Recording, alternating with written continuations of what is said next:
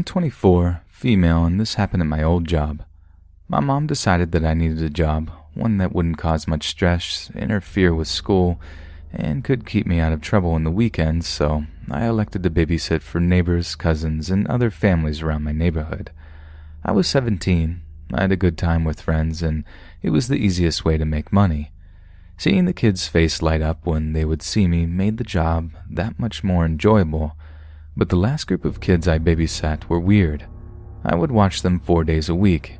I would help them with their homework and make sure that they were fed and asleep by 7 o'clock at night.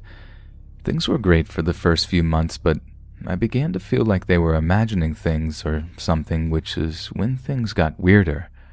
Marissa was the oldest, she was 8, Larry was the middle child, he was 6, and Alexis was the baby, she was 3. I can recall one particular night when I was swamped with homework. The kids were watching TV in the living room while I was sitting at the kitchen table. Math wasn't the easiest subject for me, so it took more time to concentrate on, being too focused on something else, while babysitting isn't a good thing. A while had passed until I realized that the house was strangely quiet. I looked up from the table to see the kids sitting on the kitchen floor, looking up at me with those sweet eyes. "What are you doing?" I asked. "Waiting to go home?" Marissa smiled. "You're already home, silly." "No, we live with you," she said. "I'm only the babysitter, sweetie. I watch over you when Mom and Dad need a night for themselves." I laughed. "But Jackson said that you are our mom. You gave us these new parents because you had to." "Who is Jackson?" I questioned. "The man in my closet," she responded. "How long has that man been in your closet?" "I don't know," she shrugged, "but he says that you're pretty and kind." "You have quite the imagination, Marissa," I chuckled. A sinking feeling of dread settled over me when I heard the floorboards overhead creaking because of something walking around. The heavy footsteps frightened Larry and Alexis. They tightly hugged my legs while Marissa looked at the ceiling. "Jackson's here!" she clapped. I never jumped out of my chair faster than I had at that moment. I scooped the kids up in my arms and rushed them to the front porch. "I need you to go to Mr. Hughes's house and get help." "But we want to stay here with you," she pouted. "Just go!" I pushed her. They didn't really understand why I was being so frantic, but Marissa nodded before grabbing her brother and sister's hand. I watched them run off the porch and across the yard before I stepped inside the house to face whatever it was inside the child's bedroom. I grabbed a knife from the kitchen sink, slowly crept up the stairs, and stood outside of Marissa's room. I gently pressed my ear against the door. Muffled noises met my line of hearing, which caused me to swing the door open. Marissa's window was open. The cool breeze drifting into the room caused alarm bells to go off. I know for a fact the window was closed prior to putting those kids in front of the TV. The dresser drawers were open, clothes strewn across the floor and toys scattered on the bed. It was at that moment, as I was reaching for the protruding light switch, that I asked myself why I didn't just call the police. I suppose it was just instinct to defend the children. I flicked the light on to see the man sitting in the closet, his back against the wall, his belt undone, and a toothless grin greeting me. "You're even prettier in person," he wheezed. My chest felt like it was tightening. I struggled to take a breath, but the sound of sirens filled me with relief. The man jumped up from the floor, knocked me into the wall, and ran out the room. I sank to the floor and let the tears go. The kids made it to the neighbor's house and banged on the door until Mr. Hughes answered it. He was alarmed when he saw the bedroom light illuminate the backyard, so he called 911. Mrs. Hughes sat in the dining room with Marissa, Larry, and Alexis until the police arrived. The man hiding in the closet had apparently been living in there for a few weeks. He was in his 40s, strung out on something and homeless. I don't know what happened to him, but that ended my babysitting career permanently. My advice to anyone who might babysit in the future: please check the house before you get too comfortable. You never know what is going to happen.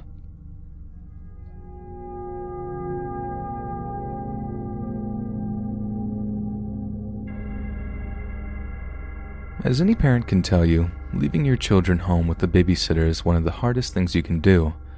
Fortunately for my husband and I, we really have an amazing babysitter. She watches our kids whenever we need her. It can be for 20 minutes because we are late getting home from work or for an entire weekend. It's all worth noting that my husband and I travel sometimes for our job. Our babysitter only lives next door, and I've known her since she was born. She's a very sweet 18-year-old girl who will be starting at university in pre-med in the fall. She finished toward the top of her class and plans on becoming an orthopedic surgeon. Needless to say, I trust her with my 2 children who are 6 and 4 years old, respectively. Like many Saturday nights, my husband and I had a work function to go to, and like many times before, we called our trusty babysitter, and she of course accepted and was happy to help. We left at about 7:30, and as we pulled out of the driveway, I noticed that the garage door was slightly ajar. Now, my husband is the super anal type and never leaves doors half open like that. He also has all of his tools and whatnot in that garage, so I knew he wouldn't just leave it open like that. But I thought, whatever, the wind probably pushed it open. As the night went on, I began to feel more and more uneasy, and I couldn't quite explain it. I decided I needed to check on my children. It was summertime, and the sun was just starting to set at about 8:45-ish. I got hold of the babysitter after only 1 or 2 rings. She said they just finished some hot dogs and were going to be settling down and watching a movie for the night. I admit this gave me some comfort, but I still couldn't quite shake this feeling that something wasn't right. I called back a minute later and asked if she could check on the side window and tell me if the garage door was shut. She told me it was. I double-checked and asked if it was shut or just mostly shut, and she said, no, it's definitely shut. As we hung up the phone, I didn't feel right at all. In fact, I felt sick to my stomach. I begged my husband to go home. He complied with little convincing. I could tell he was slightly annoyed, but he would do anything for me. I called back a 3rd time in the car, and for the first time in years of watching my kids, she didn't answer. I called right back, and she didn't answer again. As we approached the house, my heart fell into my stomach. I noticed that the side garage door was now wide open. As my husband turned into the driveway, my uneasiness turned into absolute terror. There was a man trying to climb into the kitchen window. He turned and looked at us in the driveway like a deer in headlights. He was a rough-looking man, maybe in his mid-20s. He was covered in a scruffy beard and a hood. His teeth were yellow and his eyes bloodshot and had not 1, but 2 knives hanging out of his back pocket. I was frozen in fear. My husband wasted no time and got out of the car and chased him down. He caught the man and held him down. My husband is a big man, and this man was somewhat skinny. I called the police, and they arrived in minutes. I went inside to find my babysitter in the basement with my children. She had candles lit and weird relic-like symbols all around. When she saw me, she just started to chant and laugh. The cops were called and thankfully arrived quickly, eventually arresting her and the man. Thankfully, my children were safe and unharmed. What the cops told me after the situation still gives me a sickening feeling. Apparently, my younger babysitter met this man at the end of the school year. Apparently, they had joined a Scientology group together. They started using together and experimenting with various rituals. The documents later recovered with the ritualistic items included text stating 2 sacrifices were required. They were going to sacrifice my own children. They also told me that this man was probably living in my garage for about a week or so given the food and urine they found stored in the crawl space in the garage. I've since done everything possible to pursue charges to the furthest extent of the law. We have also moved to my mother's house until we can find another area and house to live in. It just goes to show you that you can never quite trust the babysitter.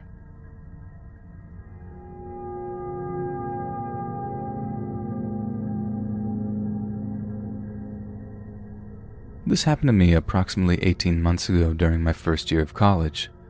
Just to give a little bit of reference, I am a 20-year-old female, barely over 5 foot tall, very thin, and guys objectively find me attractive.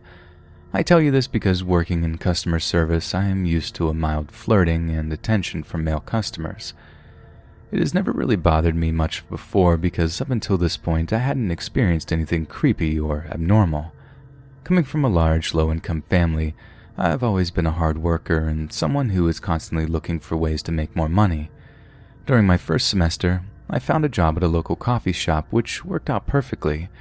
It was right up my alley, they were super flexible with my hours, and it was located near the college, so I got to meet a lot of new people that I went to school with. After about a month or so, I started to notice the regular customers and even could remember some of their orders. Among some of the regulars was a really handsome businessman who always wore a suit and tie every time I saw him. I thought maybe he was a professor, but I couldn't remember ever seeing him on campus. He was tall, maybe 6'1" or so. He was very muscular, tan, and had slick black hair.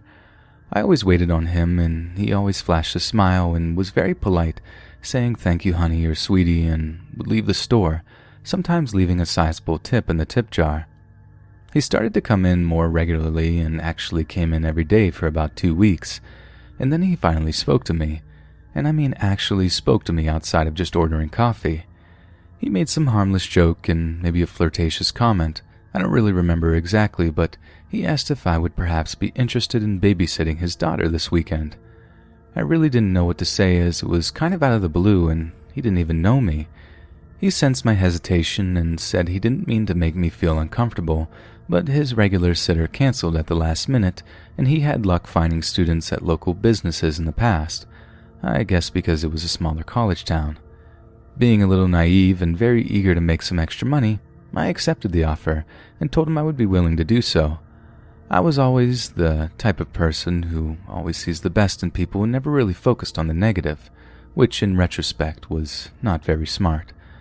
My logic was that this person was a very handsome man who looked well put together and appeared to have everything together, which is more than I can say about 95% of the people I meet there, so nothing to worry about, right? So because I wanted some details and additional information, I asked for his address and if he could show me a picture of his daughter.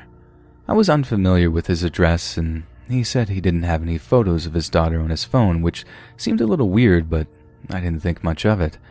He took out his wallet and showed me a very old-looking photo of a young girl, and then proceeded to show me 2 more photos of her from his wallet. He isn't in any of the photos, but at the time, I really didn't seem to notice that. So him and I exchanged numbers and agreed on a time, pay, and all the other details.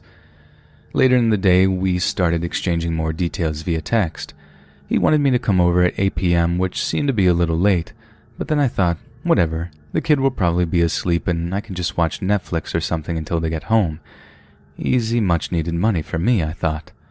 Saturday came and I texted him to confirm the time. He responded and okayed everything, but was being very flirtatious, sending a bunch of emojis and things like that. I brushed it off and ignored it for the most part. I told my boyfriend the address of where I was going to, and let him know that I would call him if I needed anything. My boyfriend is the rational one in the relationship, and he was not very keen on this idea in the first place. He tried to talk me out of it, but I really needed the extra cash. Now this is where things start to take a turn. I pull up to the address and notice there really isn't very many houses around the area. In fact, the houses that were around looked like they were not very well taken care of. The man's house was very low lit and very run down, with tall grass and weeds in the front yard. I remember thinking of the nice clothes/watch that he wears, and the house just did not match the guy. Well, not trying to judge a book by its cover, I reluctantly went up and knocked on the door. The man answered the door in sweatpants, definitely not seeming to be ready to go out. The house was very dark and uninviting. As I walked inside, I could feel the darkness swallow me. I looked around and all I could see and smell was filth and trash. This house was unlivable, especially for a child. I turned around, freaking out, and immediately before he could even say anything, and asked, "Where's your daughter?" The man said that his wife and daughter will be home any minute. Now, I'm a very observant person, and I waited on this man every day and never once saw a ring on his finger. At this point is where full alarm bells are going off. Trying to remain calm and slowly move toward the door, the man insists that I go see the amazing playroom they built in the basement. I will never forget the look in his eyes at this point. His eyes were deranged and he had a sinister smile. The handsome man I waited on every day slowly evaporated away, and I was now standing face to face with an apparent psychopath, one who wanted me to see his special basement. I didn't even think, and what happened next I still can't even believe I did. I sprayed the man right in the face with pepper spray and ran out the door and got into my car. Being a small female college student, naturally, I always had pepper spray in my purse. Once in my car, I began to process everything that just happened.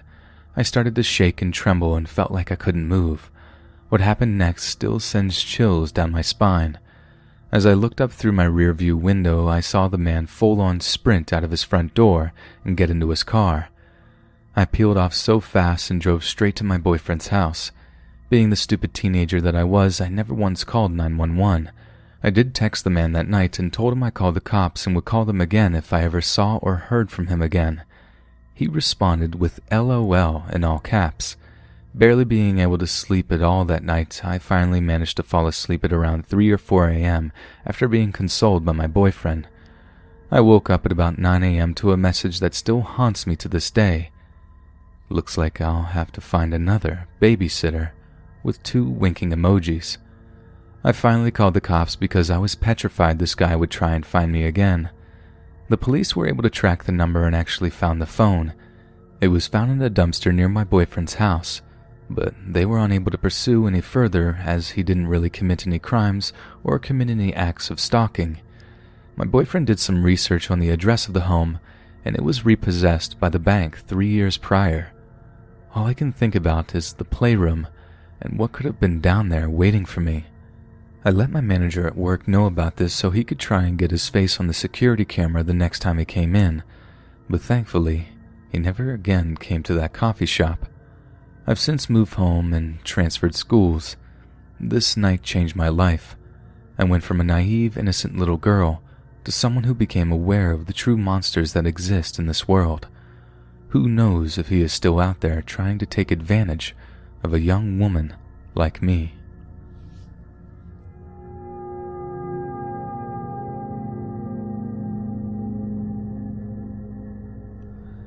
Around the age of 18, my dad's boss had a kid with his wife.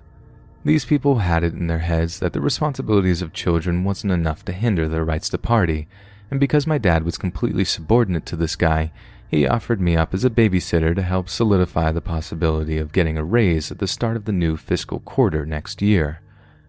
He told me it was good for all of us, seeing as Mom was a stay-at-home and Dad was the only breadwinner in the tribe. I remember him telling me it was my turn to step up to the plate. Sure, it sucked because these gigs went down on Fridays and Saturdays from 6 p.m., going on to what was occasionally 6 in the morning, but at the same time, the gig was an easy one. The trick was to just put the poor kid to bed, then just wait it out.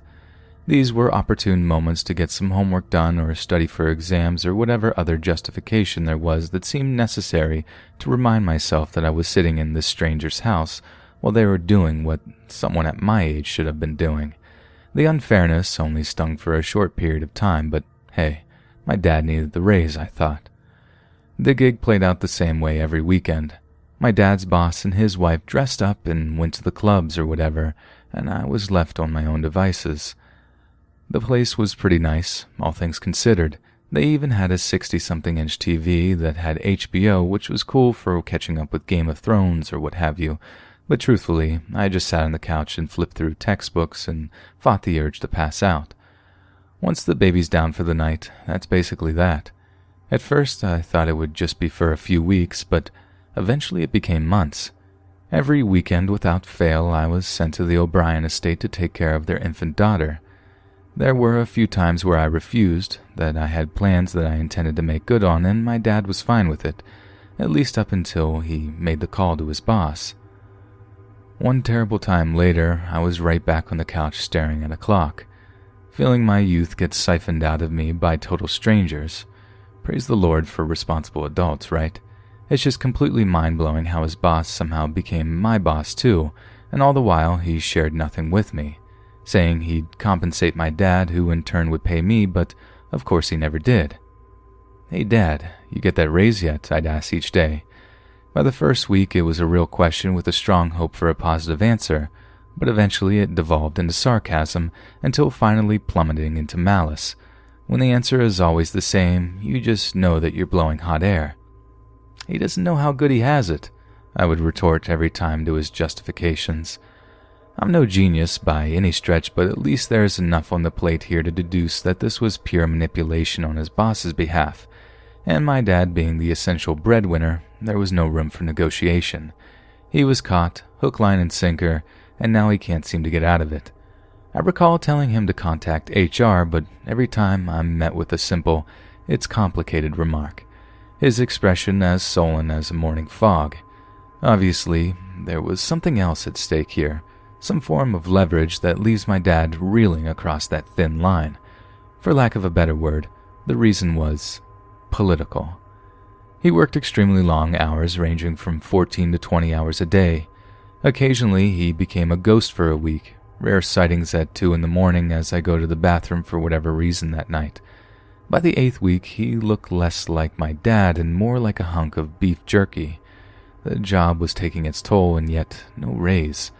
And there I am, every weekend, sitting on the culprit's couch, doing a better job at taking care of their baby than they ever could, silently growing angry at the sight of their interior. The furnishing matched the expectation of a BP's salary, and yet all he did for his living was a fraction of what he made my dad do. All this lavish living, and yet my dad, in spite of all these things, was just barely scraping by. It was around 11:30 on the dot that the knock came. I remember looking at that clock and wondered if this was some kind of delivery. It's one thing to find yourself in a circumstance you have little to no bearing in, that immediate sense of responsibility, knowing that all you do is fumble it for a lack of knowing just about anything. All this in mind, I answered the door by opening it just a crack. It was a businessman of sorts, white shirt with khakis, held-up suspenders, all adorned by a blue and red striped tie. His hair was gray, his wrinkles deep, and yet I could tell he was only in his 30s. He reminded me so much of my dad I almost thought it was him, but it was in the eyes that gave it away. They were wide and round, crazed and bright, whereas my dad's were sunken and dark. "Can I help you?" I asked with little to no confidence. There was just something about that look in his eyes. Was it desperation or fear? "Mr. O'Brien?" He's not here right now. Probably won't be back until late." The man winced back as if the words hurt him. Those eyes of his, already huge, somehow got bigger. "And who are you?" he asked. "I'm just the babysitter." The man reached into his pocket and let his hand rest. I could see the impression. It was as clear as day, as clear as fresh water. He put his hand on a gun. I felt my heart rise into my throat.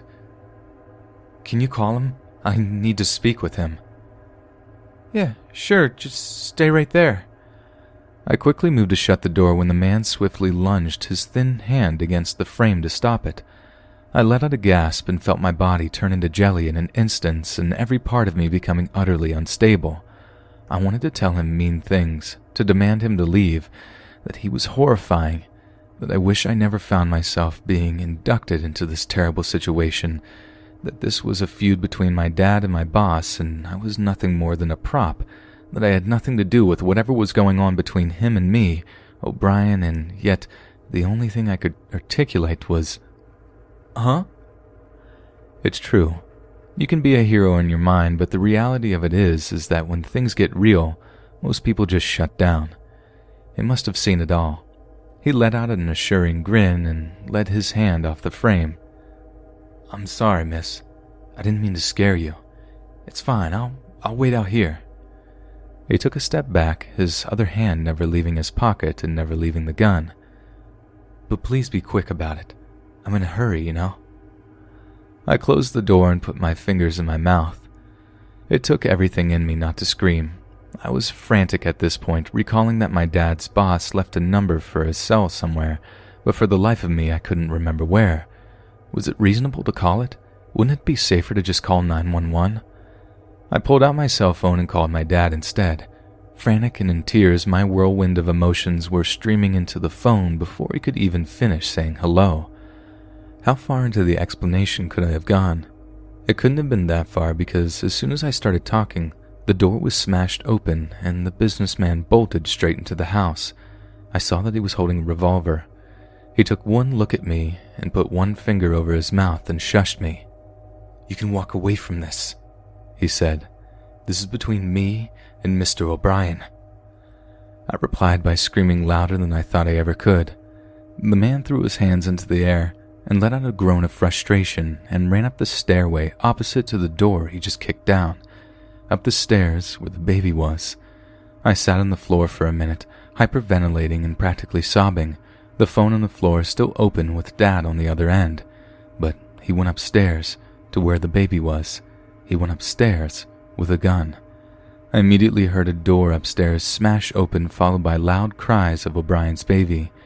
We can all be heroes in our minds, but when things get real, how real was this? Without thinking, I ran into the kitchen and grabbed the biggest knife I could find, and without comprehending what I had chosen to do, I was face to face with the businessman in the baby's room. He was sitting in an armchair next to the crib. The baby was sitting on his knee with one thin arm wrapped around her wrist. The man had a calm look on his face, like the anticipation of what he wanted to do was superseded by the immediacy of his own act.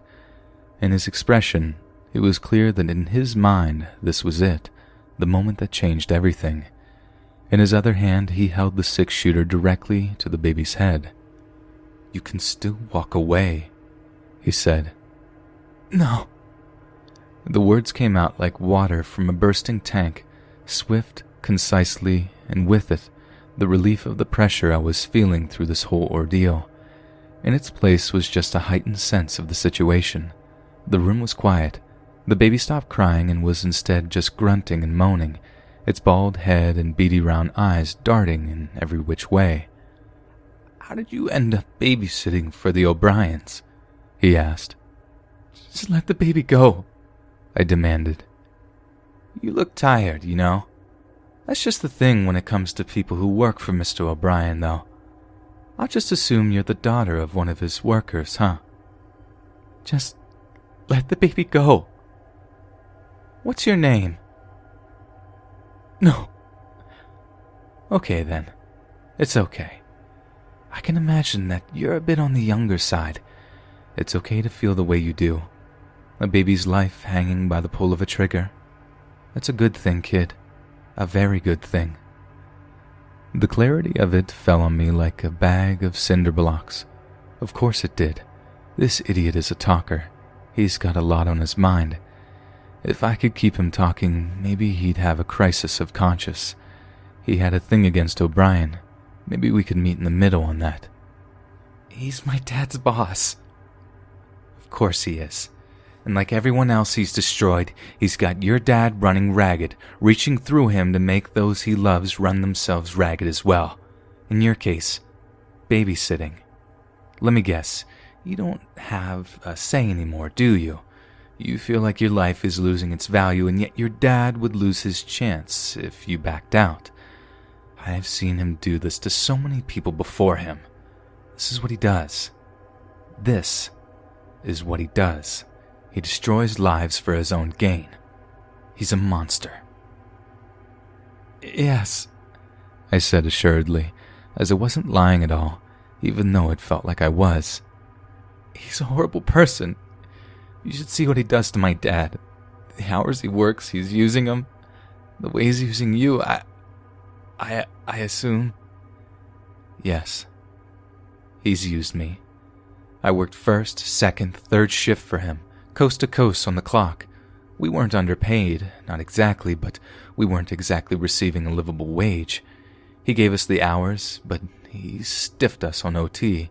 He didn't give us raises, but he always kept it just out of reach, just far enough to keep us moving forward, like a carrot on a stick.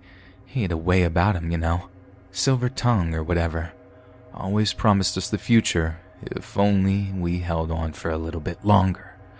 But every chance he had, he stiffed us. We gave him the benefit of the doubt, you know." "I think I know what you mean," I said. Like a fool, I took a step into the room. In response, he pressed the gun against the temple of the baby, causing her to cry again. "At point-blank range, this thing would turn your head into pudding. At the range you're standing, you'd be dead before you ever heard the bang. Understand?" "I'm sorry. I took a step back. He immediately eased up on the weapon and removed the steel from the baby's head. The cries of the baby seemed louder than what I'd imagined the ending of the world to sound. "It does make me feel something for a change, though," he said, as if the urgency of his own threat didn't even take place. "You feel something for this human being. Maybe you bonded with her during all that time you spent babysitting. Maybe you didn't. But a human life is precious to you. It was to me, you know.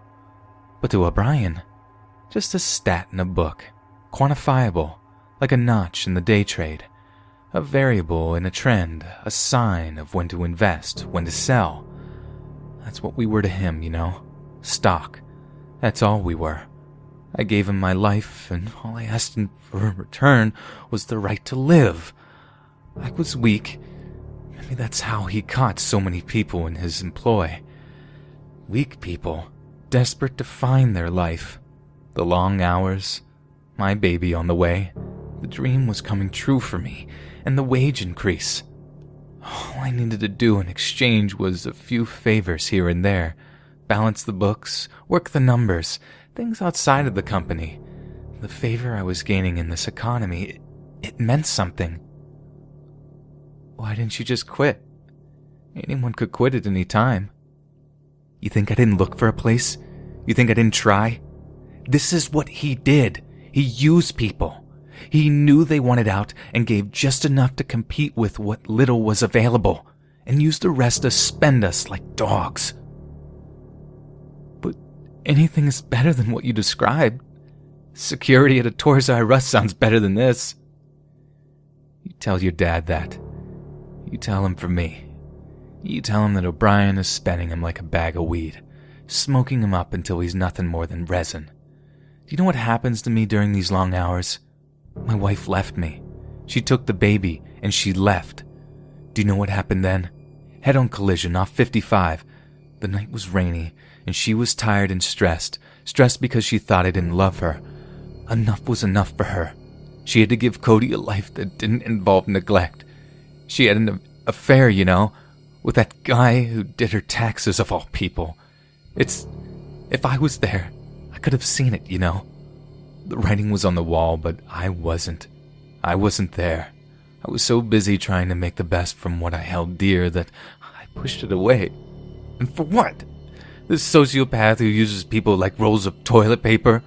This guy who doesn't care about anything of what he has? He doesn't appreciate the light. He doesn't appreciate the life he's received. He doesn't deserve it.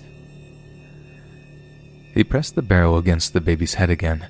A deep breath to calm my nerves, because this was the moment this man was anticipating. One wrong move would have been the end of this life. Killing her won't bring them back. And if this man really is the sociopath you make him out to be... I put the knife on the floor to further emphasize my point. And I believe you that he is. I hear that workplace is filled with people like this. I do. And I know you've been through the ringer, but all this said, what is this life worth to him? He'll know. After the fact, he will know. But will he? Or will he see this as another way of using people? Believe me, I don't want to be here babysitting my life away and he's using me through my dad. When I saw you, I thought you were my dad. The way you've been run into the dirt, it's like you're a sign of what's to come. Even when he isn't using you, he's still using you.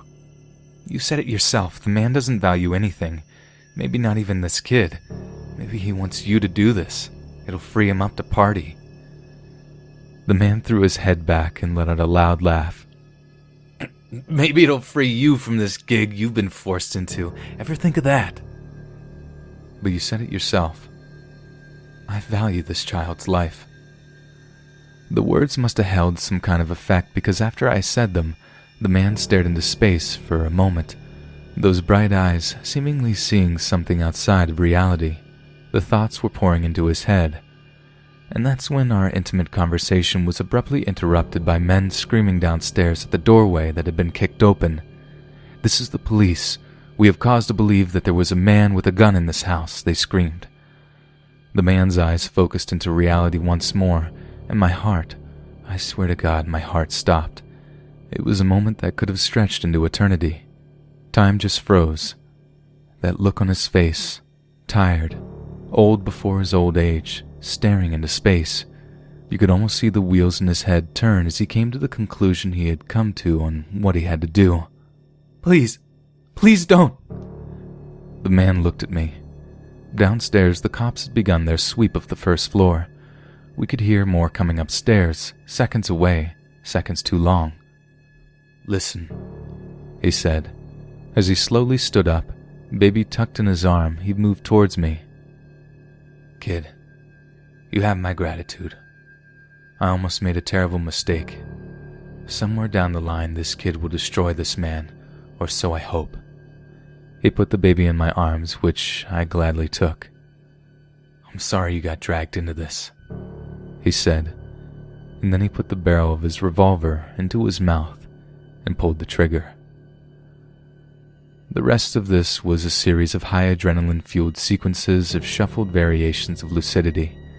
There wasn't much to remember aside from the cries of the baby. I remember my dad holding me in what was hours later, but what felt like the very next blink of an eye. I remember Mr. O'Brien coming home, walking up to me in a fury, and firing me and my dad on the spot. I remember spending the night in the hospital, and I remember during the police debriefing that it being mentioned it took a long time to get the baby from my arms, but also I left the phone on when the event took place, leaving my dad aware that something was going on, and from there, he was the one who called the authorities. That was around 8 years ago. My dad looks better now, almost a decade later. He looks better than he ever did when he worked for Mr. O'Brien, who, based on what I hear, is still going strong, still playing his games, still playing with the lives of his workers, but I hear his baby was fine regardless, and I suppose that's all that matters to me. While I can't say I feel sorry for the man who held his gun to the head of a baby to prove a point, I do appreciate what he said, that maybe, just maybe, this baby would grow up and see him for the monster he is, and somehow destroy him in some way, shape, or form. It's hard to say for sure what will happen. Life is pretty unpredictable, but we can only hope.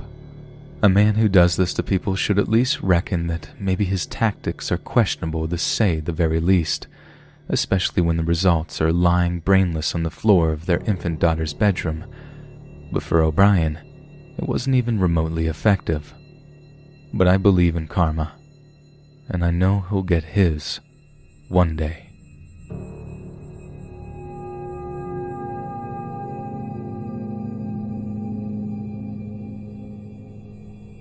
At the time of the story, I was an 18-year-old male. I know, not typical for a teenage guy to be a babysitter, but I was a young entrepreneur, and if there was any chance of me making some money, I was going to do it, and that included babysitting.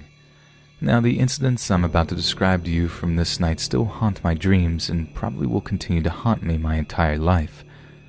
It was a normal fall Saturday. I live in upstate New York, so it was cold, but not freezing, and my mom's coworker trusted me with the task of watching her son overnight. Now, this was huge for somebody like me because she was going to pay me a lot of money, and the kid was 9 years old, so I figured it would be low maintenance. We could just stay up late, playing video games, watch movies, pig out, and have a great night. To me, this was shaping up to be a really easy way to make some quick cash and sharpen my gaming skills, or so I thought. The kid isn't a baby, he's 9 years old and can basically take care of himself. I'm just there to make sure he's safe and that somebody is watching over him and not let him do something stupid. I arrived at 3 p.m. on Saturday. We played outside in the leaves and threw the football back and forth until we got tired. I actually noticed that it was fun and I was having a good time. We went inside at about 5 p.m. I ordered some pizzas, and after we ate, we just hung out and played some Overwatch. Hanzo main, by the way. It honestly wouldn't be much different if I was home alone hanging out at my place. I was having a pretty good night. We stayed up late until about midnight, I think, and then I said it was time we called a night. I told him we would camp in the living room, and he was ecstatic at the idea. These people had money, a lot of money. So to give you an idea of the layout of the house, the living room was in the far right corner of the house if you walk into the front door. We took a step down into this huge room with cathedral ceilings I would say at least 20 feet or higher. Once you step down into the living room, to the left is a wall with a giant 80-inch TV. It was pretty amazing playing video games on. In front of the TV was a huge, beautiful sectional that wrapped around most of the living room, and then a recliner right near the step down when you first get into the living room. Lastly, behind the sectional on the back wall, completely across from the TV, was a huge, massive window that overlooked a swamp and forest. It was beautiful despite being called a swamp. The window was nearly the entire length of the ceiling. So, finally, settling down for the night, I shut off all the lights. The boy got cozy on the sectional, and I turned the recliner around 180 degrees to face looking out the window. With all the lights off, the moon looked beautiful reflecting off the swamp water. I heard the boy snoring, and it didn't take long for me to drift off as well. Now this is where the story starts to get off the rails, and I still can't quite explain it. I woke up with a jolt at 3:06 a.m., I remember specifically. I know the exact time because I looked at my phone. Shaken up for some reason, I couldn't really get comfortable. I tossed and turned for a minute, but just couldn't find the sweet spot. And what happened next still makes me sick.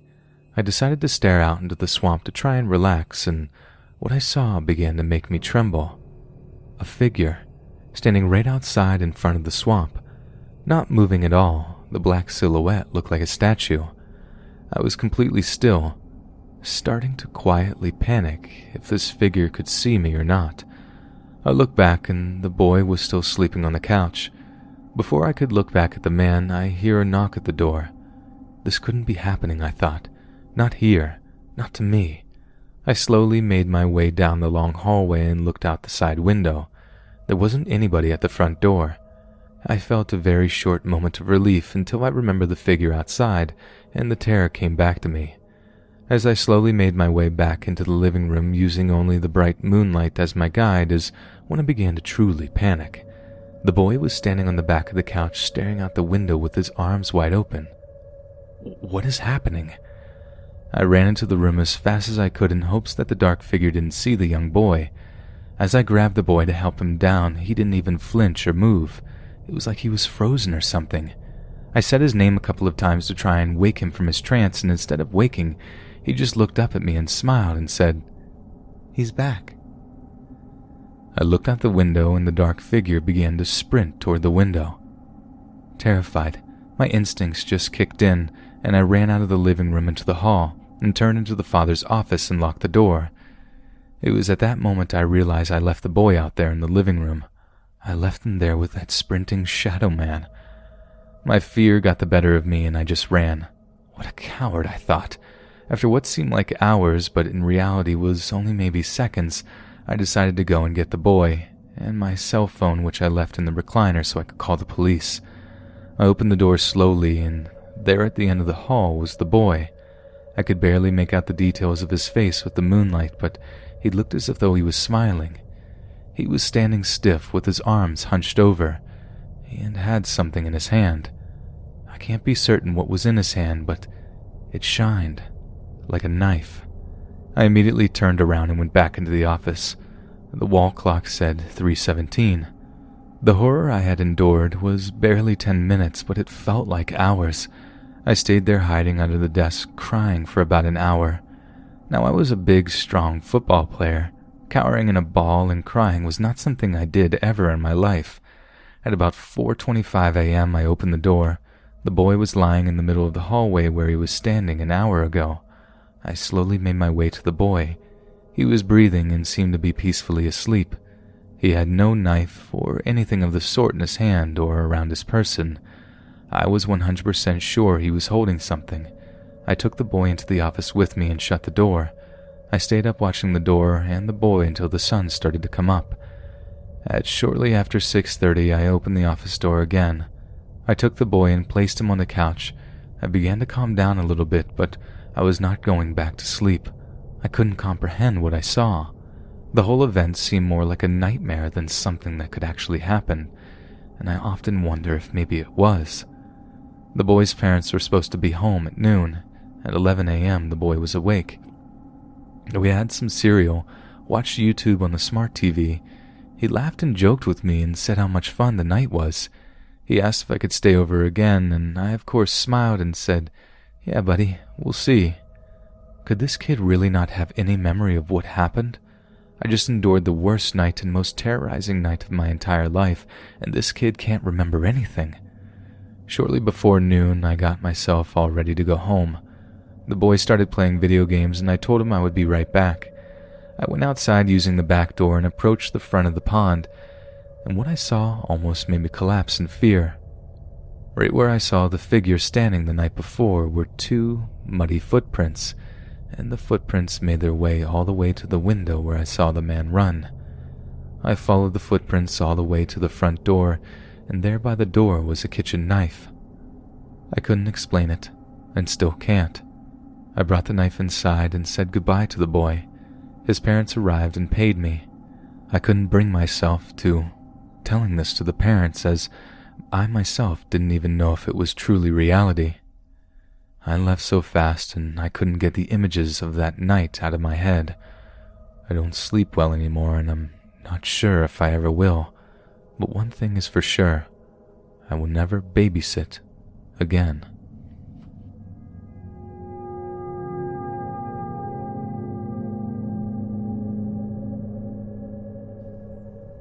I'm 20 years old, female, and this was the last time I willingly stayed in a room alone with a child. I used to babysit on the weekends when I was 15. Most of the families that I babysit for were nice, sophisticated families who had sweet children that I loved. However, the Cooper family were the exception. Mr. and Mrs. Cooper had 2 children, Michael, who was 10, and Antoinette, who was 4. Michael was quiet, though misbehaved and crazy demented. Antoinette was loud, cheerful, and the complete opposite of her brother. She was so innocent. I truly adored Antoinette, yet I despised Michael. He was an absolute terror. I'd watch over the 2 children on Friday nights for 3 hours while their parents went on a date, meaning 3 awful hours of psychological, emotional, and physical torture from Psycho Michael. There were many times that I would catch Michael staring at me while I was sitting at the dining room table doing my homework. I'd tell him to quit it, but he wouldn't stop until I moved out of view. Michael was really cruel to his sister. He would push her down the stairs, pull the heads off her Barbie dolls, and cut up her clothes. Michael would also hit the cats with a sock full of quarters. One cat actually ended up dying from internal injuries. He would growl at the neighbor's dog on a good day, and tape stuffed animals to windows with scissors sticking out of their heads on a really bad day. He was a horrible little kid to say the least, but the scariest part about babysitting the twerp was the night that he came for me. Let's keep in mind that I wasn't supposed to even be there that night, but Mr. and Mrs. Cooper called my mom and asked if I could babysit for them since their other arrangement had fallen through. My mom agreed without even asking me. I was supposed to babysit from 5 o'clock in the evening until 10 o'clock at night.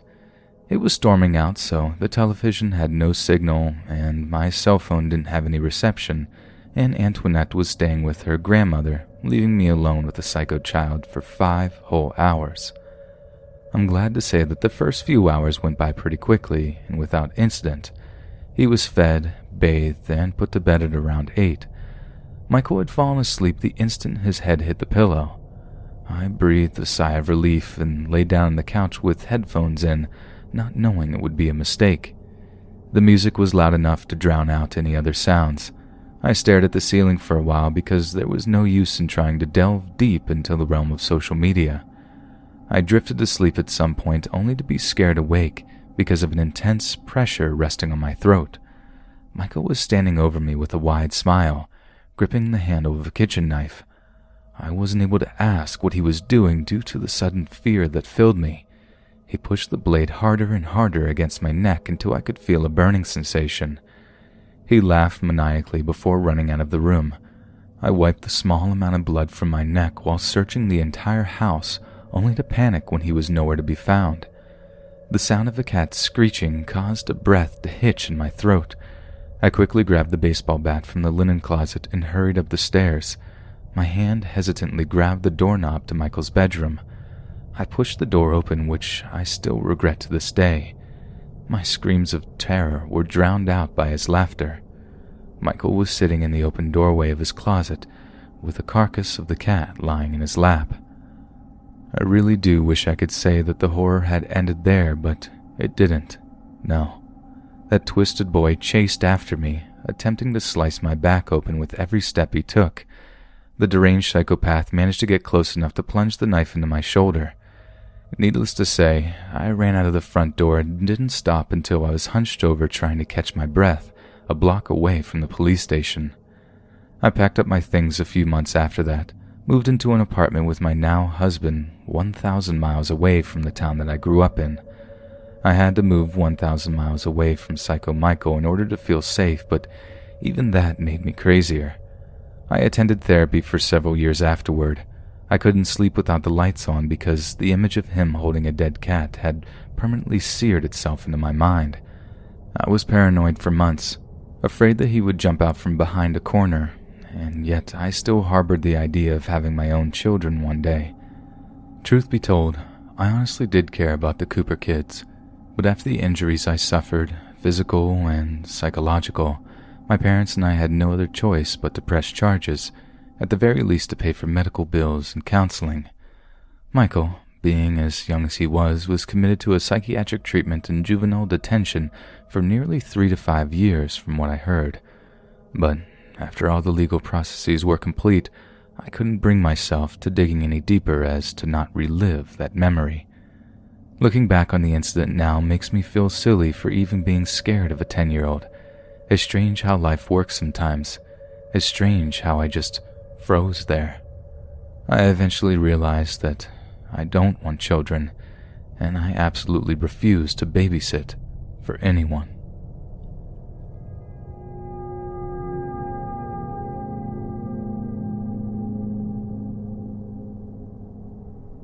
Babysitting wasn't the job that I had imagined having while I was a senior in high school. I was paid a decent rate by the hour for watching kids that only needed to have an adult around while their parents were out. I know exactly what you're thinking. Why would you willingly waste your time watching children when you could have been working retail or some other halfway decent job? Am I close? Well, as you can imagine, the majority of kids I've looked after were happy, normal children, but my sister's children, let me get to that. Here's a little background just to help you better understand why I don't foresee myself having children anytime soon, if ever. I'm a male and a social outcast at that. I was 16 when my mom told me that I'd be babysitting for my older sister. Naturally, I shrugged it off as it were no big deal because, what's the worst that could happen, right? My sister needed to go out of town on a business trip for 2 days, which then caused my mom to decide that I was the right candidate for the job.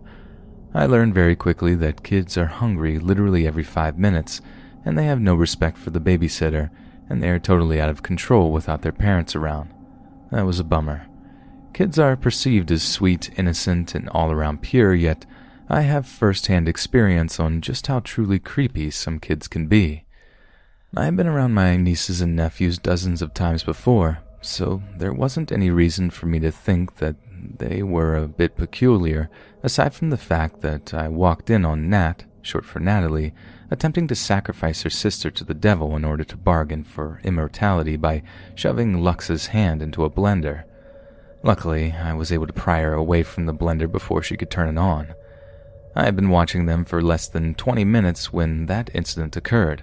Fast forward to this first afternoon, the kids were playing in the toy room, so I decided to watch television before doing my homework. I was in the middle of a funny movie when Mike cut the side of my neck with scissors. He drew a pentagram on the floor with ketchup, chanted something in a language that I didn't recognize, they probably made it up, and locked Jay in the basement.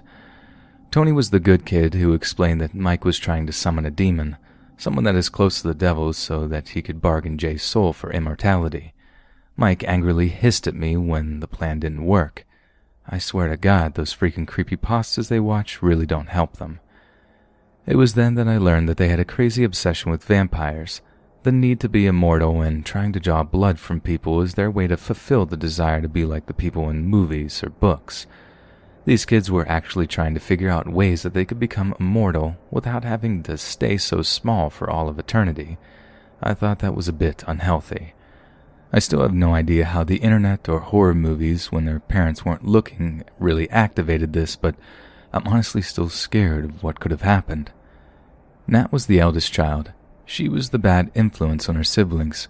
She was the entire reason why everything went down on the second night.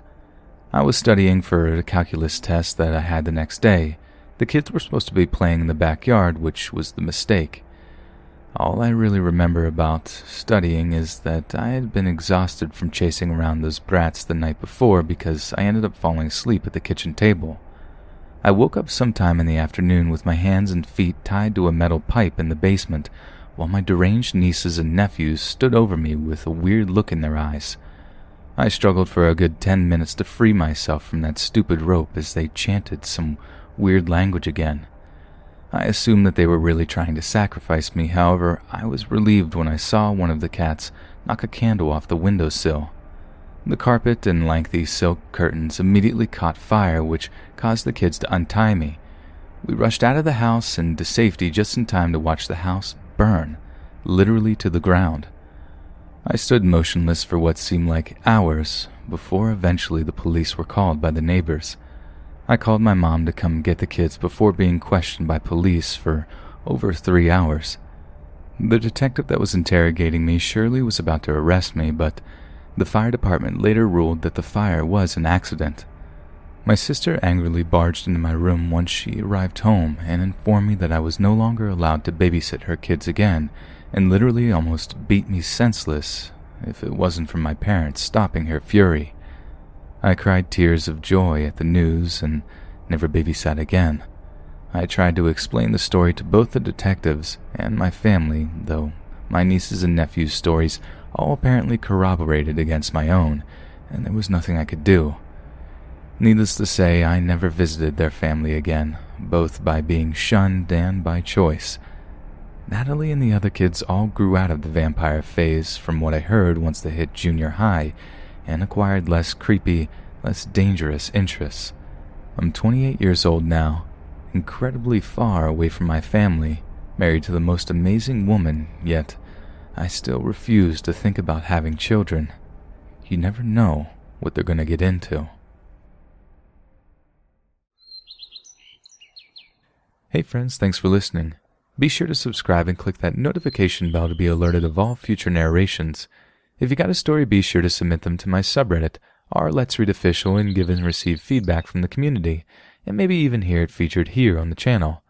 And if you want to support me even more, grab early access to all future narrations for just $1 a month on Patreon, and maybe even pick up some Let's Read merchandise on Spreadshirt.com. Links in the bio. Thanks so much, friends, and I'll see you again soon.